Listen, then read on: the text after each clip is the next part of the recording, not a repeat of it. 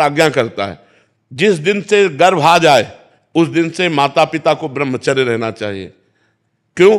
क्योंकि वही वीर शक्ति फिर उसके ऊपर जाएगी तो उसके दिमाग पे, उसके अंगों पे वो कुप्रभाव पैदा करेगी, वो उसकी हानि पैदा करेगी और उसमें गलत संस्कार पड़ जाएंगे।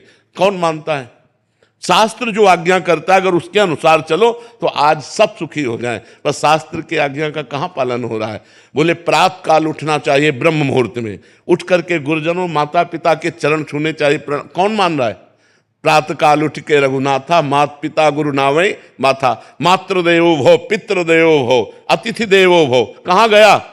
पहले लिखा होता था घरों में बड़े अक्षरों में अतिथि देवो भव, अब लिखा होता कुत्ते से सावधान, नहीं लिखा होता।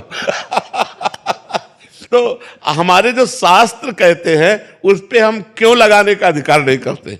हम उनका पालन करते हैं। क्यों लगाने का मतलब है संशय करना और पालन करने का मतलब श्रद्धा करना। और श्रद्धावान लभते ज्ञानम, श्रद्धावान ही ज्ञान को प्राप्त होता है, श्रद्धावान ही आनंद को प्राप्त होता है, श्रद्धावान ही परम शांति को प्राप्त होता है। इसलिए हमें लगता है शास्त्रों की आज्ञा का पालन किया जाए, ना कि उसमें क्यों रखा जाए।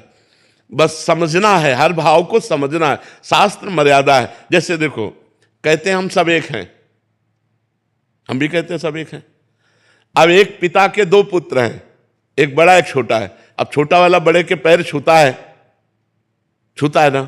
अब ये मर्यादा है, शास्त्र मर्यादा है। तो देखो कितना अच्छा लगता है अगर छोटा वाला अकड़ के कर दे कि जिस बाप से तुम पैदा उसी बाप से हम पैदा हैं, क्या कमी है जो हम तुम्हारे पैर छुए? उद्दंडता कही जाएगी कि नहीं कही जाएगी? और जब भैया कह के पैर छूता है तो हाथ। तो ये जो हमारी एक मर्यादा बनी हुई है, जो हमारे शास्त्र आज्ञा बनी हुई है, उसका पालन करने से हमें आनंद मिलता है, हमें शांति मिलती है, हमारी उन्नति होती है। और जब हम शास्त्र की आज्ञा का उल्लंघन करते हैं तो अशांति होती है, क्लेश होता है और हम अवनति को प्राप्त होते हैं। इसलिए हमें लगता है जो शास्त्रों में लिखा है उसका अक्षरशः पालन करना चाहिए।